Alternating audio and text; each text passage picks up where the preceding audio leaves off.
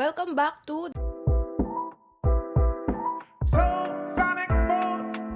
the Tara Podcast. I'm Jamie. And I'm John. So, itong Tara Podcast ay nasa bagong setup na naman. Wala tayo sa bahay studio. Hotel studio sa mga sa mga nakikinig sa Spotify.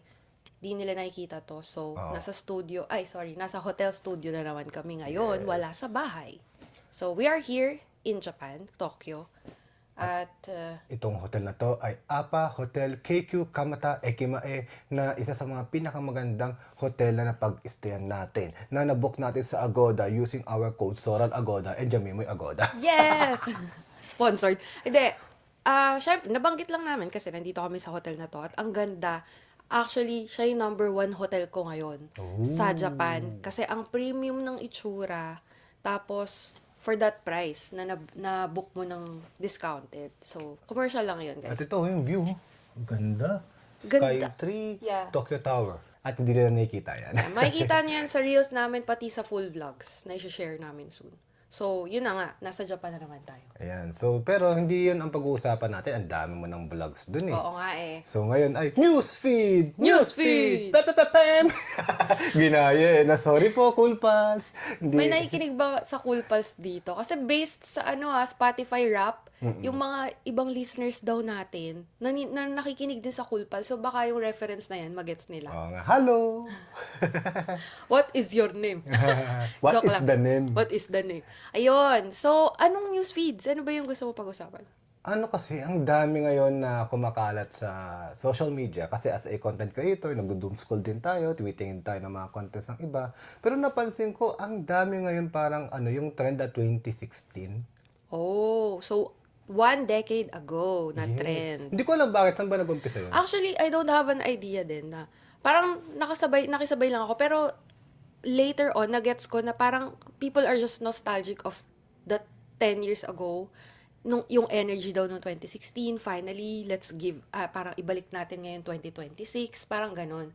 So parang lahat is nag-jump dun sa trend for nostalgia, for ano ba yung 2016 feels, ano ba ako before, ano ko 10 years ago versus now, na ganun. ganun So ba nakiride din tayo, di ba? Oo nga eh. Kasi, actually, di ba, nung kumakain tayo ng breakfast, swipe pa ako ng swipe, naghahanap ako ng mga activities ko ng 2016, and I am not proud. Di ko proud sa 2016 mo. Kasi, syempre, parang may mga, masyado akong ma-post about political stuff, oo. and something, at ang pangit pala ng puro ganun yung sa aking personal page. Sobrang dami na hindi ko ikaka-proud talaga Okay, nung gets. nakikita ko. Pero, may mga good side naman, like as an NBA fan, ay hindi rin pala good side kasi natalo din pala yung Warriors ko sa finals noon. So, ang pangit ng 2016 ko pala, ang natatandaan ko lang doon is nagta-travel tayo via bundoks. Mahilig tayo mag-hike. Yun. Tsaka, 2016, yung bumukod tayo ng Ay, oo bahay. pala. Sorry po. Maganda pala yung Yun. 2016. Oo. Kasi, together kasi yun eh. Pero siguro yung sa'yo, kunyari, ang chinek mo kasi yung 2016 Facebook mo. Syempre, ang makikita mo yung mga post mo noon na masyadong political. Masyadong political at ang dami ko mag-post. Kaya siguro naging content creator ako kasi ma-post talaga ako, ma-share talaga ako ng mga insights ko. At yung mga insights na yon ay hindi ko kinaka-proud ngayon. Okay. For context, guys, 2016, hindi pa kami content creator that time. Mga nasa corporate kami. Tapos, mahilig pa rin mag-travel nun. Tsaka, yun nga, nag-hike. Puro beach trip yung nakita ko sa 2016 natin. Tsaka bundok nga. Bundok talaga yung dalawa. At saka Pilipinas lang kasi hindi pa tayo Local travels talaga. nag-abroad eh. Hindi pa. Once lang, 2014. Honeymoon yun. Sa Malaysia. Pero, buong hanggang 2018 and below, puro local travels Oo, talaga. 2019, December 2019 and below. Kasi 2019 nag-start na tayo, December, mag-Japan. Yes. And yun na, nagtuloy-tuloy na for international. Natigil lang ng pandemic. Oo. Ano tayo eh? Love the Philippines. Love the Philippines. Dami, no? Yes, Kumbaga, inuubos natin. Ang natatandaan ko, inuubos talaga natin yung vacation leaves, yung sick leaves. Pati sick leaves na damay eh, no? Sinasali yun sa leave kasi, bakit? Masakit ulo ko ngayon. O kaya, may hangover ako sa Travel. travel kahapon. So, gagamitin sick leave, no? Kaya, nung una kasi yung panahon, unang panahon, grabe. Dati, parang hindi pa kailangan nung med-cert. Oo. 'Di ba, pag sinabi mong, "Hindi ako papasok, gagamit ako ng sick leave ngayon kasi masama pakiramdam ko or for whatever reason." Hindi ka hahanapan ng med-cert. Oo. Lately lang yun eh. So, parang hassle yun nung lately na gusto kong gamitin sick leave ko pero kailangan ko lumabas kasi magpapa-med-cert or magpapa-check up. Eh, pwede naman ako mag-rest lang sa bahay kasi Oo. simpleng lagnat lang to na pwedeng mawala sa rest. Pero kailangan ko lumabas kasi magme-med-cert. Ngayon ba? Ganun na Required? lately. Ang pangit ng buhay nila. Kasi, tama ka dun eh. Parang pag may hangover ako, Or paano kung gusto mo lang ng rest? ayun, mental health rest. Oo. Paano yun? Kailangan ko pa magpa-check up sa doktor Well, na may mental health Sorry, problems hindi ako. na ako ganun ka-updated kasi last time I did that, 2018 pa. Malay mo, nag-iba na baka nga dahil hindi sa mental health Yeah, rest. let us know guys, kailangan pa ba ng med-cert kapag nagsisick leave? Kasi gamit na gamit ang sick leave sa amin dati nung nasa corporate kami. Oo. Panggala, tsaka pampahinga din talaga after gala. Ilan yung ano mo nun, leaves mo? Hindi ko na maala. 15 yata, vacation leaves. Oo, sick Tapos leave. sick leave 5 or 6. Ako 15-15. Natatandaan ko yun kasi 30 yun eh. So mas marami ka pala sa akin. Oo, inuubos ko talaga yun. So, dahil sabay tayo nagta-travel, naisip ko tuloy, may mga times ako na nag-live without pay na. Ako rin. Sa dami natin ng travel, meron akong leave without pay. Natatandaan ko yun. 'Di ba? Ganun tayo ka-addict. Ganun natin ano tawag doon, priority yung travel. Oo, Ginagamit talaga yung leave. Oo. Kasi sa amin, yung sick leave binabayaran eh. Kumbaga, pag hindi mo nagamit, babayaran ka. Kaya yung sa amin, wala nagli-leave. Walang Ako nagsisick leave.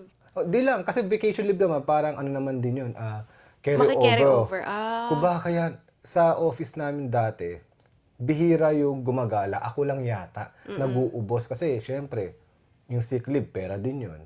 Tapos kumbaga lagi silang, malay mo next year, may importanteng mangyari. At least mas madami yung vacation leave. Ako hindi. Gamit talaga. YOLO. YOLO ako. Ikaw rin, di ba? YOLO. Oo, kasi ganun tayo nun eh. So yun, para 'di ba, napa-throwback tayo dahil dun sa trend na 2016. So, pero hindi lang nga yung maganda yung mga makikita mo sa 2016. Syempre pati yung pangit. Tapos yung mga na-improve mo. Katulad mo, hindi ka na ngayon ganun mag-post eh. Yung masyadong political, parang nakikipag-debate sa posts masyado nung 2016. Ngayon hindi na. And maingat na rin because syempre, nasa field tayo ng content creation. So, syempre, mas gusto natin good vibes yung nilalabas. Kaya, ayun. Pero ngayon sa threads, minsan naglalabas na rin ako ng konti kong personal. Pero, ba yung 2016 ko na Buti hindi ka na ganun. Oo, parang gusto nga i-delete yung page, yung personal page ko eh. O kaya, pero ba yun? Delete all post? Kasi nakakahiya eh. Deactivate ka na lang. Sayang naman yung mga lumang pictures. sabagay. Pero kasi sa threads, okay lang naman yun. Para sa akin iba si threads sa Facebook, IG, TikTok, YouTube. Iba yung posting sa threads. Very personal, tsaka very raw. Okay lang yun. Pero siguro, nagbago ka na rin kasi hindi naman ganun kalala yung pinopost mo sa threads ngayon compared nung 2016. Grabe. Kumbaga, lahat ng makita ko, share. Makikita mo sa activity log, hanapin nyo yun sa Facebook, activity log, year 2016. Yun. Nakita ko nun, tuloy-tuloy. Pero yun nga, may mga din doon, katulad nun, na-meet ko pala si Francis Kong doon, noong 2016. Siguro isa yun sa mga nag-open sa akin ng mindset. Oo. Kasi ang galing din ng niya ng way of yung seminar niya kung paano hinandle. Doon ko natutunan yung work-life integration. Kaya gustong-gusto ko yung ginagawa natin. I consider this as a work na kumbaga na gusto ko. Dapat gano'n na para naka-integrate siya. Kasi kumbaga hindi mo taga maiwasan na ito work, ito life. Mahirap yun eh. Kasi 8 hours ang buhay mo. Sa corporate 8 hours ang buhay mo nandoon eh. So sasabihin mo, magkahiwalay yun.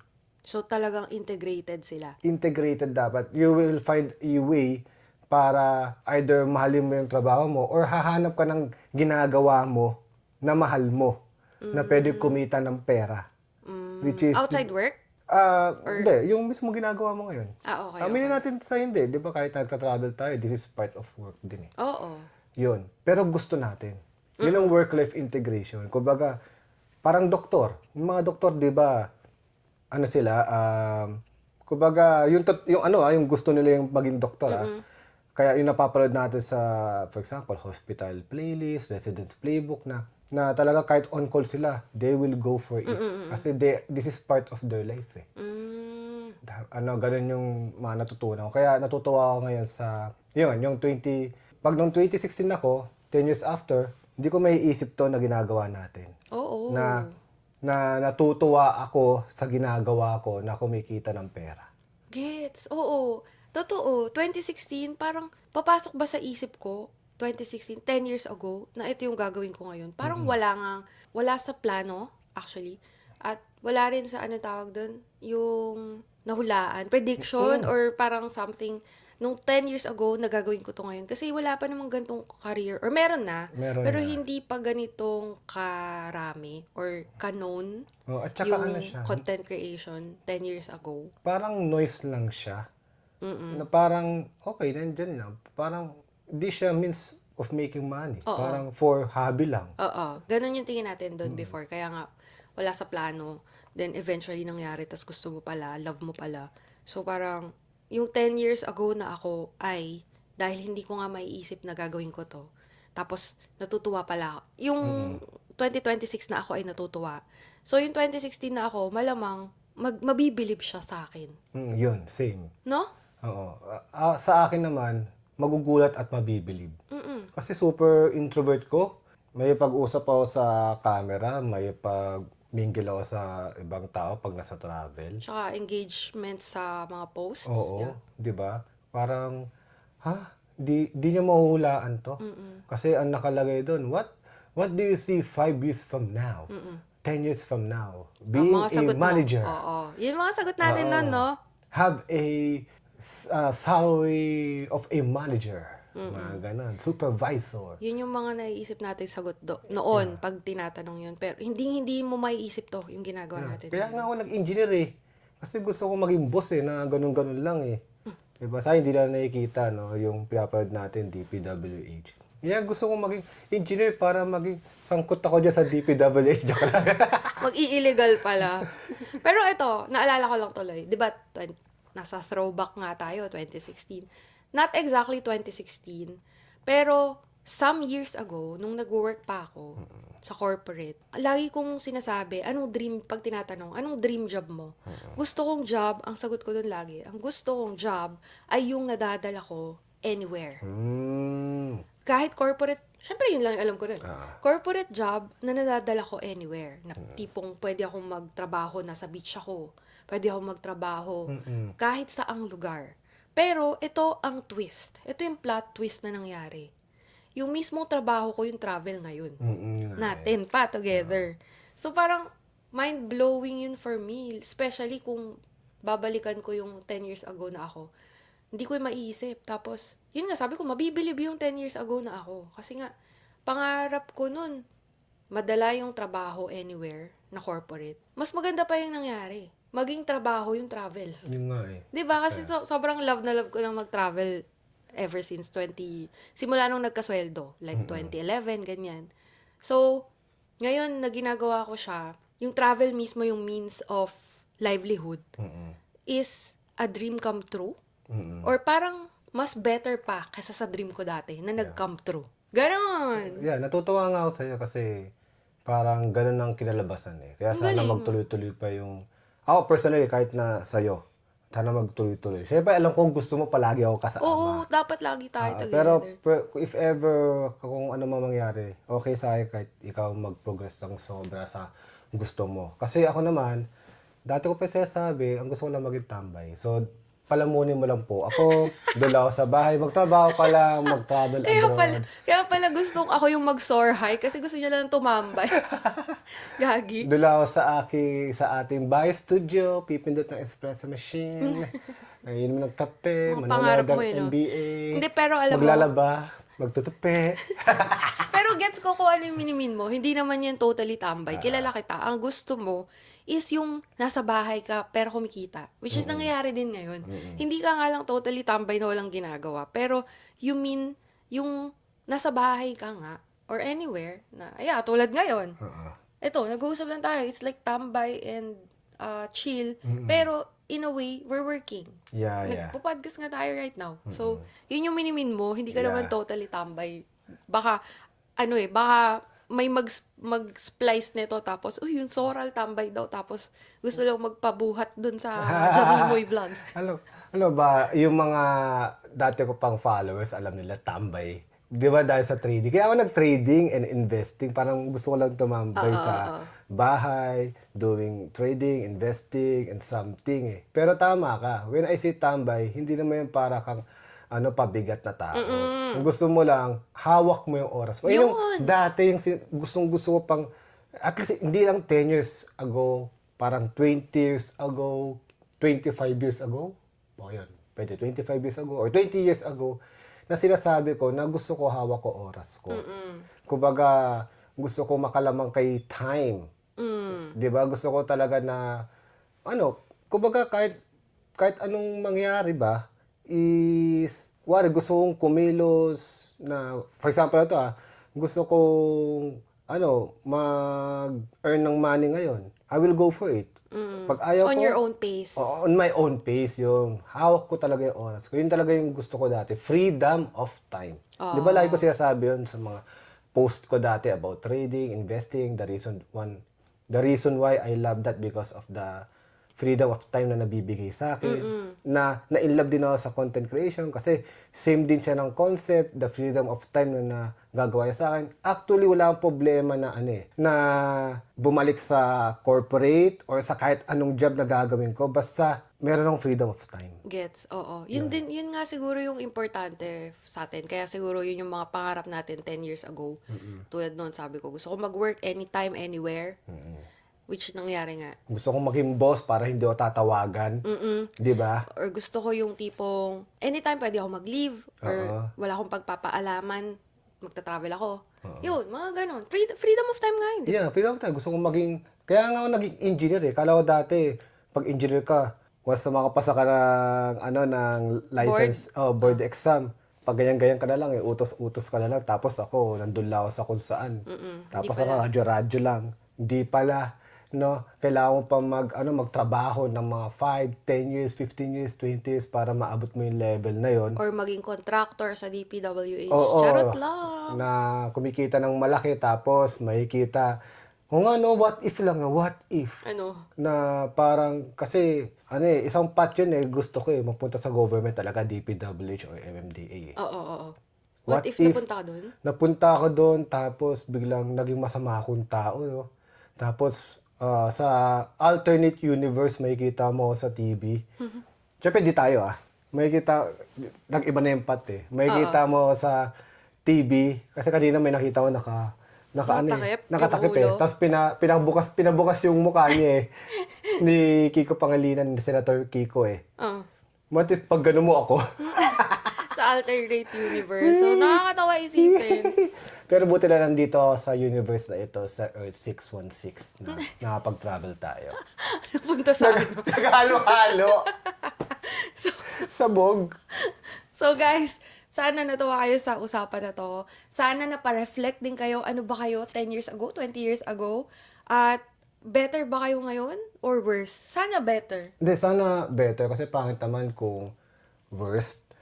Kasi naniniwala ako yung trajectory ng buhay or ng lahat ng tao. Paangat Oo. May time lang nababagsak pero just like stocks, just like kahit tawag doon, economy, paangat siya palagi. So sana as a person, lahat tayo, paangat. Yes. Pangit na na. Paangat. Gano'n na lang.